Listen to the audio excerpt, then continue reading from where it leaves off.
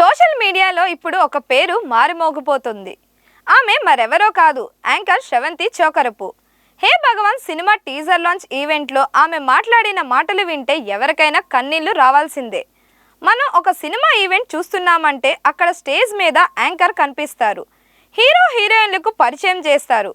కానీ ఎప్పుడైనా గమనించారా, ఆ మైక్ పట్టుకున్న చేతులు, ఆ కెమెరా లెన్స్ వెనుకున్న కళ్ళు ఎప్పుడెప్పుడు వెండి తెరపై కనిపిస్తామా అని ఎదురు చూస్తుంటే 2009లో మొదలైన ఈ అమ్మాయి కళ అలాంటి ఒక కళని 16 ఏళ్ల పాటు గుండెల్లో దాచుకొని ఒక వెండి తెర రూపం దాల్చుతోంది. హే భగవాన్ సినిమాతో వెండి తెరపై మెరవబోతున్నారు యాంకర్ శ్రవంతి చోకరపు. అసలు ఈ 16 ఏళ్ల ప్రయాణంలో ఆమె పడ్డ కష్టాలేంటి? అసలు ఎవరి శ్రవంతి? కదిరి నుంచి హైదరాబాద్ వరకు ఆమె ప్రయాణం ఎలా సాగింది?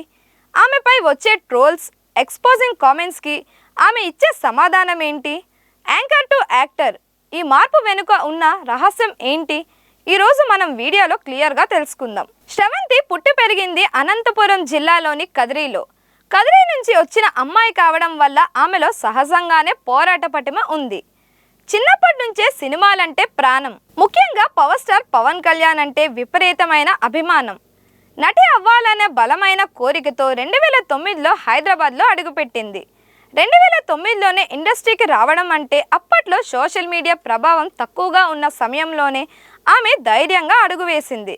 కానీ ఇండస్ట్రీలో బ్యాక్గ్రౌండ్ లేకపోతే అవకాశాలు రావడం ఎంతో కష్టమని ఆమెకు త్వరగానే అర్థమైంది. మొదట్లో చిన్న చిన్న లోకల్ ఛానల్స్లో యాంకర్గా కెరియర్ స్టార్ట్ చేసింది. నేరుగా వెండి తెరపై అవకాశం రాకపోయినా నిరాశ చెందకుండా లోకల్ ఛానల్స్ ద్వారా యాంకర్గా తన ప్రయాణాన్ని మొదలుపెట్టి కమ్యూనికేషన్ స్కిల్స్ పెంచుకుంది. ఆడిషన్లో ఎదురయ్యే తిరస్కరణలు ఒక మనిషిని మానసికంగా కుంగదీస్తాయి. కానీ ఆమె వాటన్నిటినీ అధిగమించి నిలబడింది. ఎన్నో అవమానాలు, మరెన్నో చెప్పిన ఆడిషన్లు దాటుకుంటూ ముందుకు సాగింది.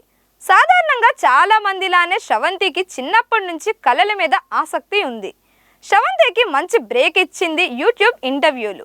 మొదట్లో శ్రవంతి చోకరపు అంత మంచిగా ఇంటర్వ్యూస్ చేయడం వచ్చేది కాదు. కొత్తలో ఎలా క్వశ్చన్స్ అడగాలి, ఎలా మాట్లాడాలి, ఎలా జోక్స్ వేయాలి అనేది కొంచెం తెలిసేది కాదు. ఆ తర్వాత కొద్ది రోజుల్లోనే సెలబ్రిటీలను చాలా సరదాగా ఇంటర్వ్యూ చేస్తూ ఒక మంచి పేరుని, గుర్తింపుని తెచ్చుకుంది. అదే సమయంలో సూటిగా ప్రశ్నలు అడుగుతూ తనకంటూ ఒక ప్రత్యేకత, గుర్తింపుని తెచ్చుకుంది. ఆ తర్వాత బిగ్ బాస్ నాన్ స్టాప్లో ఓటీటీలో పాల్గొనే అవకాశం వచ్చింది.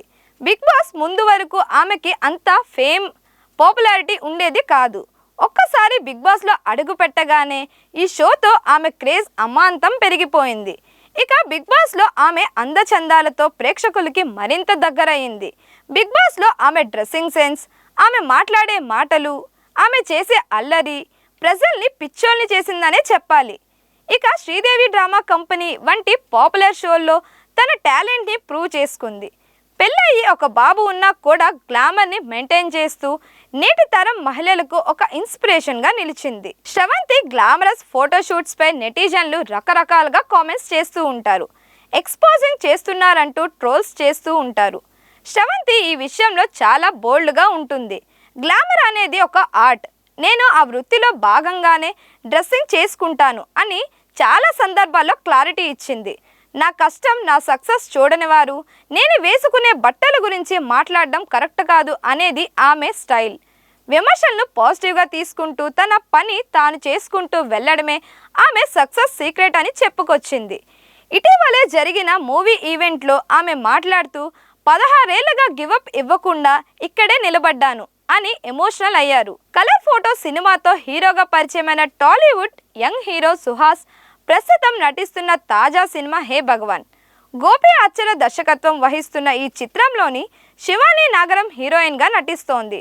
త్రిశూల్ విజనరీ స్టూడియోస్ బ్యానర్స్పై బి నరేందర్ రెడ్డి నిర్మిస్తున్న ఈ మూవీకు వివేక్ సాగర్ సంగీతాన్ని సమకూర్చారు. వెన్నెల కిషోర్, సుదర్శన్, అన్నపూర్ణమ్మ, యాంకర్ శ్రవంతి వంటి ప్రముఖులు కీలక పాత్రల్లో నటిస్తున్న ఈ సినిమా షూటింగ్ ఇప్పటికే పూర్తయింది. ప్రస్తుతం పోస్ట్ ప్రొడక్షన్ పనులు శరవేగంగా జరుగుతున్న ఈ సినిమా ఫిబ్రవరి 20, 2026న విడుదల కానుంది. అయితే తాజాగా రిలీజ్ చేసిన టీజర్ మంచి రెస్పాన్స్ తెచ్చుకుంది. ఈ క్రమంలో anchor big boss beauty Sravanthi చేసిన కామెంట్స్ నెట్టింట వైరల్గా మారాయి. ఆమె మాట్లాడుతూ, నా పేరు శ్రవంతి చోకరపు, మాది అనంతపురం జిల్లాలోని కదిరి విలేజ్. ఇది నా ఫస్ట్ స్పీచ్ కాబట్టి నా డీటెయిల్స్ చెబుతున్నాను. అయితే 2009లో నేను ఇక్కడికి యాక్ట్రెస్ అవ్వాలనే ఆశతో వచ్చాను. హే భగవాన్ సినిమాతో లాంచ్ అవ్వాలని ఆ భగవంతుడే రాసి పెట్టాడేమో. పవన్ కళ్యాణ్ గారి డివోటీ ఆయనే ఇన్స్పిరేషన్గా తీసుకొని 16 నుంచి 17 ఏళ్ల పాటు ఎక్కడికి గివప్ ఇవ్వకుండా ఇక్కడే నిలబడేలా చూసుకున్నాను అని చెప్పుకొచ్చింది.